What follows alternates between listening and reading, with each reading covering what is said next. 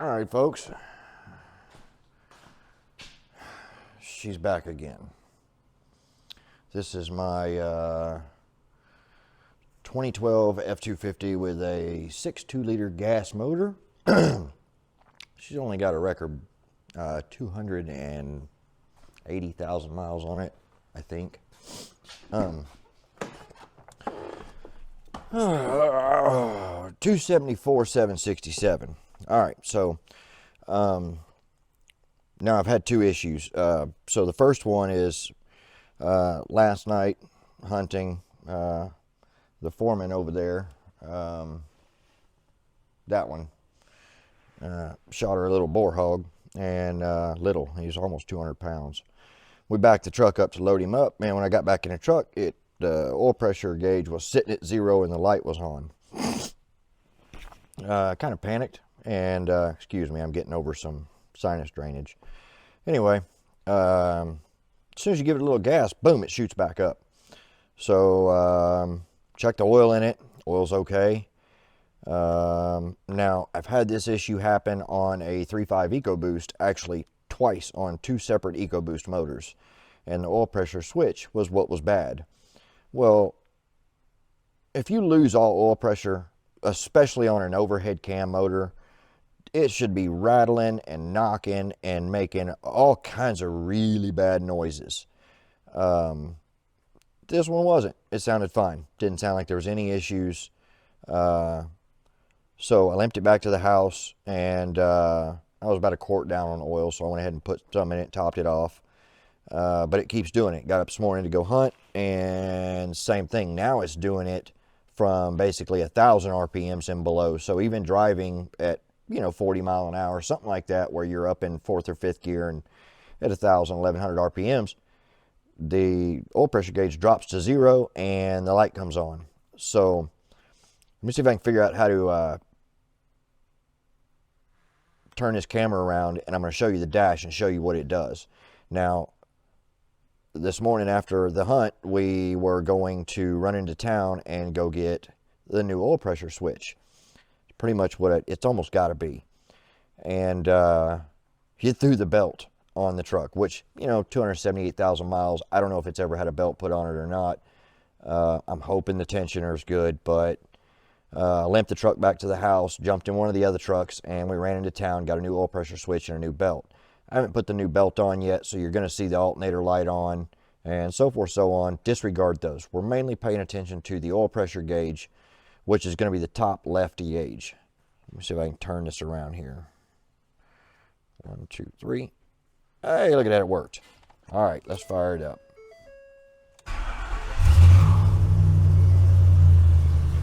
So oil pressure came up. Come on, dude, settle down. So while it's in high idle,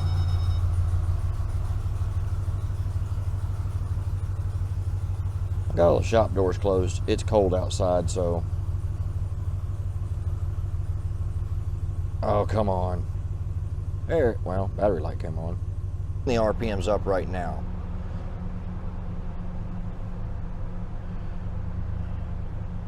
All right, so watch top left gauge and just the lower right hand side of the tack when I let off. Oh, oil light.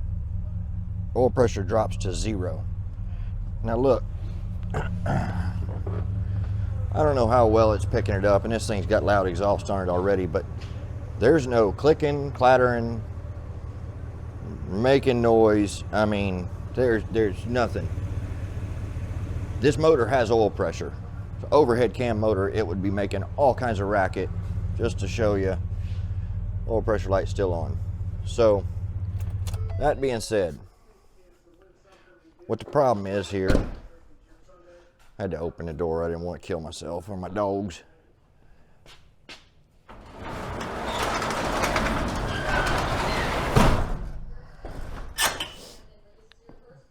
Oil pressure sending unit is going to be your issue. My daughter was watching a rodeo, Fort Worth rodeo. All right, let's lay down on this creeper here. See if I can get y'all under here and show you where this dang thing is at. We're on the driver's side. That's the steering knuckle right there. If I can sneak you up in there, I'm gonna touch it with the tip of my light. This wire, follow this wire right here. And the sensor's right there at the tip of my light. I don't know if I can get y'all. That's the oil pressure sending unit. You got to access it from the front. It's a four-wheel drive truck. It's got a pretty good size K member in it. I don't know if the two-wheel drives have the same one. I'd imagine they do. But either way, apparently this is a known problem. This is a 2012 F-250 with the 6.2 gas motor. I went to the Napa and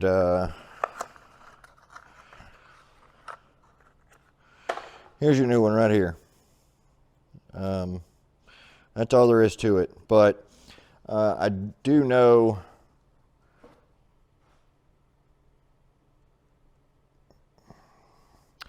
on the 3.5 liter EcoBoost, like I said, I've already replaced two.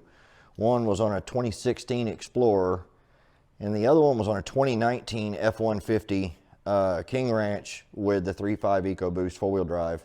Both of those. Matter of fact, that King Ranch 150 was sold because Ford told us that that truck was having oil pressure issues. And come to find out, it was just a sending unit that was failing. You would have thought Ford would have known about this. This has been a few years back, but whatever the case is, we still got rid of it. It was time anyway. So long or the short of it, if your motor drops oil pressure and it goes down to, say, less than 10 pounds of oil pressure, at least on a modular motor, an overhead cam motor, most of the time they are going to have just some ridiculously clacking, knocking, rattling, making all kinds of racket. So don't panic if especially at idle, if you get a loss in oil pressure and light comes on, at least with the Fords. Let me slap this new sensor in there and then we'll start it up and we'll go through the check again and see if it fixes our problem. But if I was a betting man, I'd just about bet quite a bit that's going to be the issue.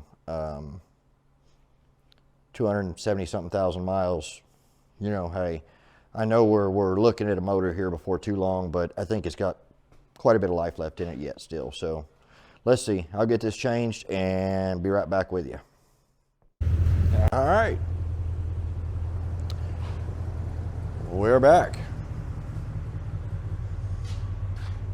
Hopefully I'm not speaking too soon. Oh, goodness.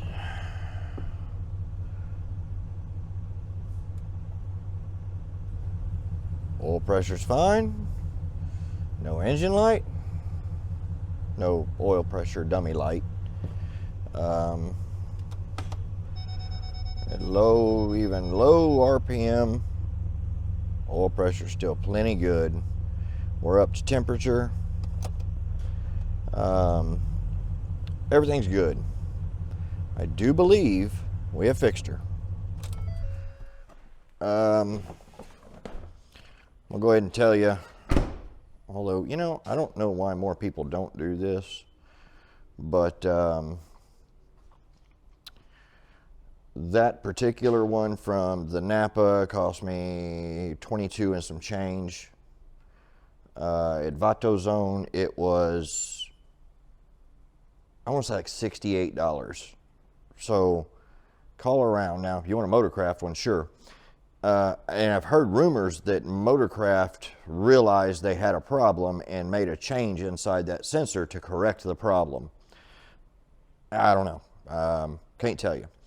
What I did find, when I unplugged it, the whole plug, electrical plug, was covered. I mean, there's oil dripping out of the inside.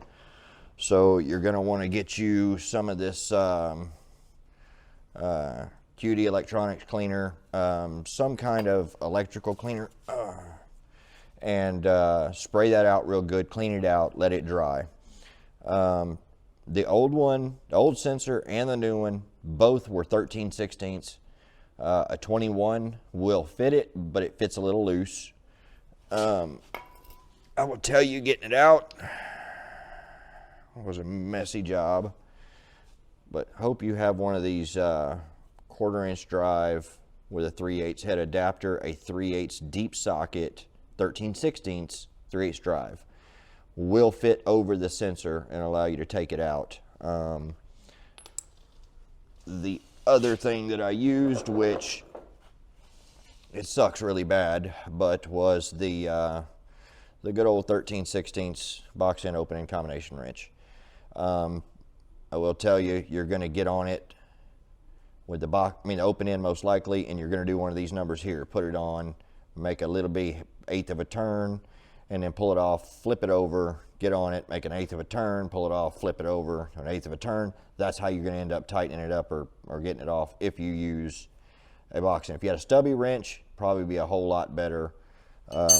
But the best one was the 1/4-inch drive, well, 1/4-inch ratchet with a 3/8 drive head and a 3/8 drive deep 13/16 socket. You got them couple of things, you can knock the job out pretty easy. My hand cramped up a whole lot. Yeah, it is what it is. But other than that, that seems to be and have fixed the issue. I'm going to take a minute and edit this video, and in the meantime, I will have driven it a couple of times, and we'll make sure it does not come back on. If for some reason it comes back on, then you won't see this video. So if you're seeing it, that means it fixed it, and long haul, it was good. Hope this helps somebody out, because there is, I think, one video I found on that oil pressure sending unit on a 2-wheel drive, 250 or 350, but 6.2 liter. I think they said it goes from 12 all the way to like 16 with that 6.2 liter. And I would imagine even on like the half tons, for a while there, you could get a half-ton F-150 with a 6.2 in it. You also, the Raptors, the older Raptors had a 6.2 liter in them. That sensor should be in the same place, although I don't know. I have not verified that. So, hope this helps somebody. In the meantime, see you on the next one.